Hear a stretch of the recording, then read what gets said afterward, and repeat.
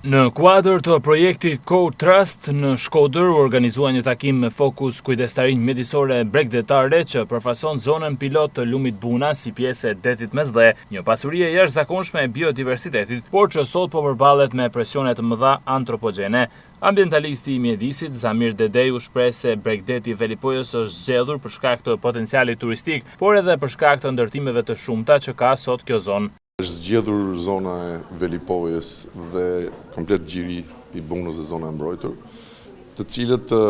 duke parë problematikën që paraqesin, pra si vlerat natyrore dhe problemet që lidhen me ndërhyrjen kryesisht njerëzore dhe aktivitetin njerëzor në to,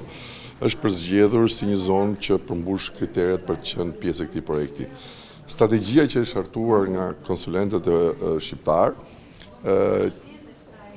bën një përqasje të re në procesin e mbrojtjes të natyrës. Ajo quhet kujdestarist, quhet shtyp në anglisht, dhe kryen një proces të vetë të përgjegjësisë së grupeve të interesit të ndryshme për ruajtjen e burimit natyror. Pra, si të themi, kërkon që peshkatarët në një farë mënyrë, për të marrë një shembull konkret, nëpërmjet incentivave që të mund të marrin dhe nëpërmjet përgjegjësive që të kalojnë pushteti qendror dhe vendor të bëhen të përgjegjshëm për rolin që kanë. Instituti për Natyrën e Shqipërisë, si organizatë qeveritare që merret me mbrojtjen e biodiversitetit, ka një angazhim afatgjatë në zonën e Bunës dhe Velipojës për të ruajtur vlerat natyrore për të promovuar zhvillimin e qëndrueshëm të zonës dhe të banorëve. Në këtë kuadër ne tashmë jemi këtu me një projekt të ri, i cili synon të përmirësojë menaxhimin e burimeve natyrore, por edhe mundësitë për zhvillim lokal të banorëve të zonës. Projekti është pjesë e një partneriteti mbar evropian,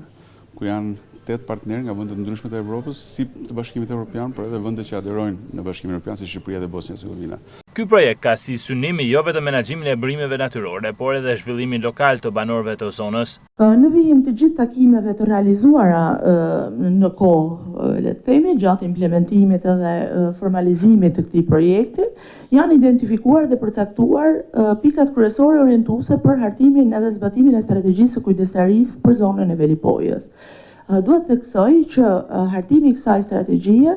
nuk ka patur si synim ose si qëllim vetëm hartimin e një strategjie dhe lënien atë thjesht në një zonë të caktuar sikurse është përgjigj në këtë rast Velipoja, por synimi kryesor dhe final është replikimi i këtij modeli, i cili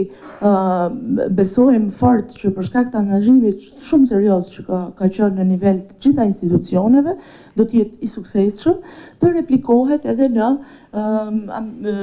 zonat e tjera.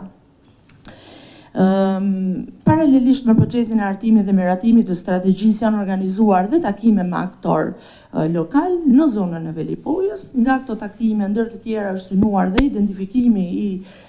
ose përzgjedhja më saktë e aktiviteteve kryesore të cilat mendohet që të ketë atë produktivitetin final të zbatimit të këtij projekti. Ky projekt është i financuar nga Bashkimi Evropian së bashku me 8 shtetet e tjera dhe synon ndërgjegjësimin për mbrojtjen e zonave të mbrojtura dhe e bregdetit të Velipojës, shfrytëzimi i tepërt i burimeve dhe aktivitetet njerëzore po çojnë drejt degradimit të ekosistemeve dhe humbjes së specieve në një shkallë alarmante. Kjo situatë kërkon një qasje të koordinuar ndërkombëtare ku përdorimi, menaxhimi, mbrojtja dhe restaurimi i habitateve të ndodhin në mënyrë të qëndrueshme dhe pjesëmarrëse.